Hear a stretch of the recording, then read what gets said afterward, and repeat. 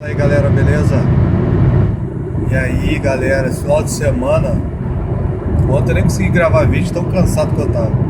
Esse final de semana eu conversei com um casal daqui. Na verdade, o marido ele é de Bahamas e a esposa ela nasceu aqui no Canadá, mas a mãe é do Haiti e o pai é canadense. Então eu estava conversando com eles sobre imigração ilegal. E que o pessoal me pergunta muito, né? Muita gente fica me mandando comentário, perguntando como é que é chegar aí como turista e ficar e tal. Bom, tenho novas informações. Eu vivo no meu mundo brasileiro. Sim, eu vivo com pessoas que passaram o mesmo processo que eu. Então eu não sei os outros lados das moedas, né? E ele disse o seguinte, que existe muito ilegal aqui e que trabalha e que às vezes o governo nem sabe. Ele estava me contando algumas histórias de pessoas que moram aqui há 30 anos e nunca assim, tipo, nunca teve problema com imigração. Sempre que foi a clínica, tem clínicas, ele falou que tem clínicas que você vai e você paga para ser atendido e tal. E só foram descobrir que essa pessoa estava aqui legal quando ela teve que ir no hospital. Passou muito mal, teve um problema muito sério, aí teve que ir no hospital, chegou no hospital e não tinha carteira. Falei, como assim?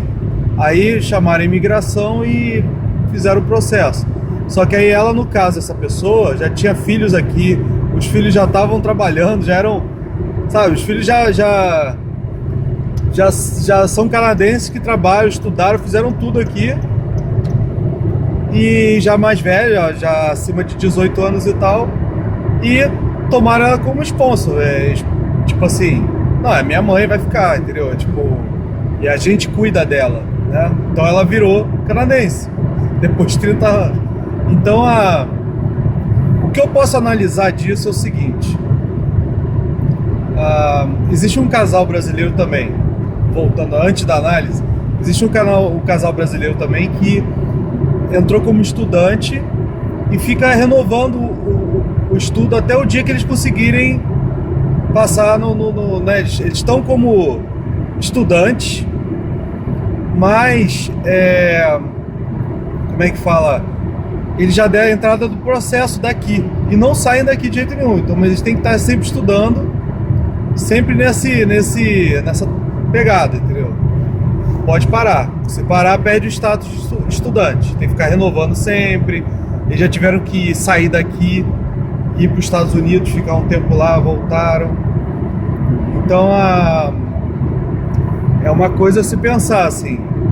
Tudo bem que agora eles já tiveram um filho canadense, não, tiveram um filho aqui, tiveram que pagar para ter o filho, uma grana alta, mas é um investimento para eles ficarem aqui depois, entendeu?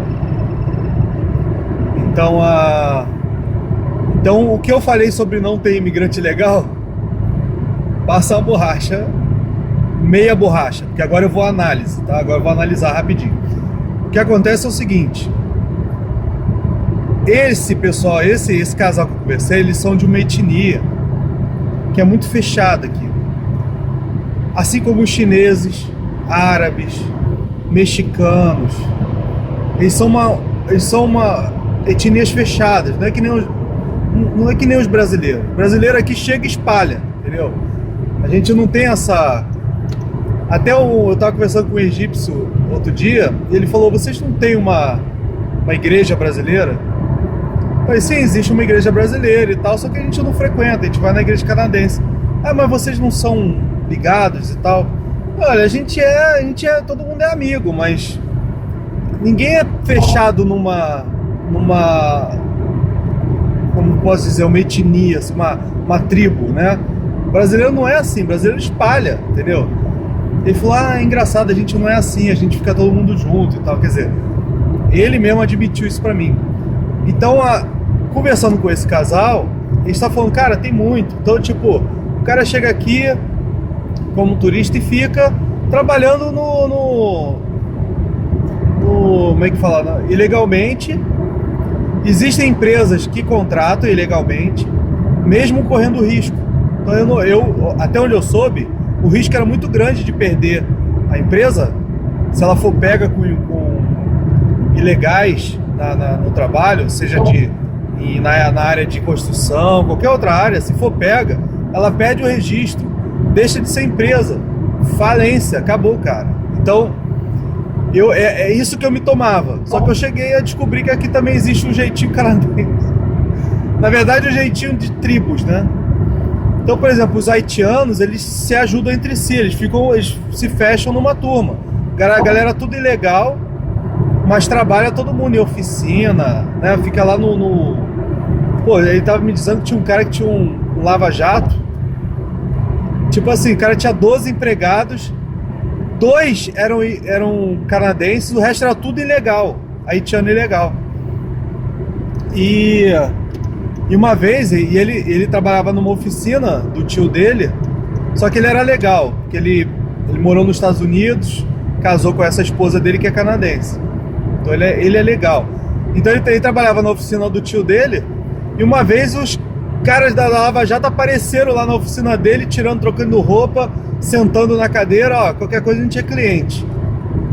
Mas por quê? Porque bateu fiscalização lá no Lava Jato. Então existe, agora vamos dizer, existe imigrante ilegal.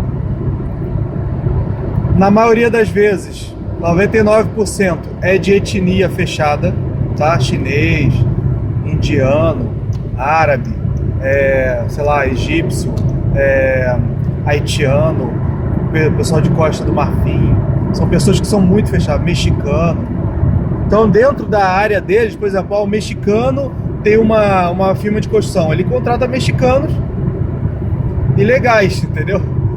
O mexicano tem um restaurante, ele contrata mexicanos ilegais, entendeu? Então existe isso, mas para etnias fechadas. Não tô querendo falar, pô, o brasileiro não vai conseguir, vai. Tanto é que esse casal de brasileiro que tá como estudante, o cara trabalha no mercado. Tipo, o cara trabalha, ele só tem direito a trabalhar 20 horas por semana, porque ele é estudante, mas ele trabalha muito mais que isso, porque ele trabalha à noite num lugar ilegalmente. Então, galera, esse final de semana eu descobri coisas que eu não sabia. Há 9 anos eu não sabia. Quer dizer, eu tinha dúvidas, mas eu não ia poder falar para vocês sem saber. Então agora eu tive comprovações. Vou contar uma história rápida. Logo quando a gente chegou, a gente começou a fazer a francização, né? A gente fez só um mês, porque a gente arrumou um emprego e a gente saiu. A francização é o dia inteiro. E o governo banca uma parte. E quem é refugiado, o governo banca tudo e ainda dá uma grana de ajuda de custo. E se deixar, ainda paga. O cara tava me falando que ainda paga o aluguel, ainda paga a luz da pessoa, enquanto ela tiver como status de refugiado, até ela ser julgada. Então, eu me lembro que eu conversei com 3 etnias diferentes: uma chinesa, como é que fala, um indiano e um outro indiano Sikh, né? Aquele que usa o negócio na cabeça. E o outro indiano normal, assim, como é que fala? Não é normal, porque o Sikh é normal também, é gente boa. Mas é indiano, sei lá, sem religião, sabe? Aquele indiano que a gente conhece aí, que trabalha em TI. O cara, todos eles estavam tipo assim, há 10 anos, 15 anos e não sabiam falar francês aqui, nem inglês. Muito mal falava inglês. Os indianos sabiam falar inglês porque é a segunda língua lá na Índia, mas a chinesa, nem isso. E eles trabalhavam, tipo assim, a chinesa trabalhou numa Depaner. Depaner é o quê? É uma lojinha de conveniência que tem muito aqui. Muitos lugares aqui tem lojinha de conveniência. E ela trabalhou ali a vida inteira, sei lá, 10 anos lá. Ela sabia fazer troco. Pegava $10 e devolvia 7. Não sei o que. Ela sabe, isso aí chinês sabe, né? Dinheiro.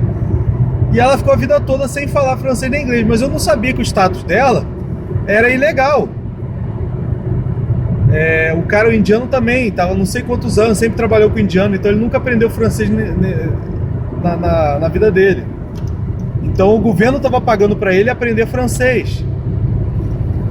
E o City também é a mesma coisa, só que o City era mais novo, garoto e tal. Então ele estava fazendo francização porque a família dele não falava francês, ele nunca estudou aqui. Então eles tinham chegado, a família tinha chegado e ele estava ali aprendendo francês para poder entrar na escola, né? E cara, então quer dizer, existe sim uma maneira de burlar a lei. Eu recomendo? Não recomendo, mas se você é de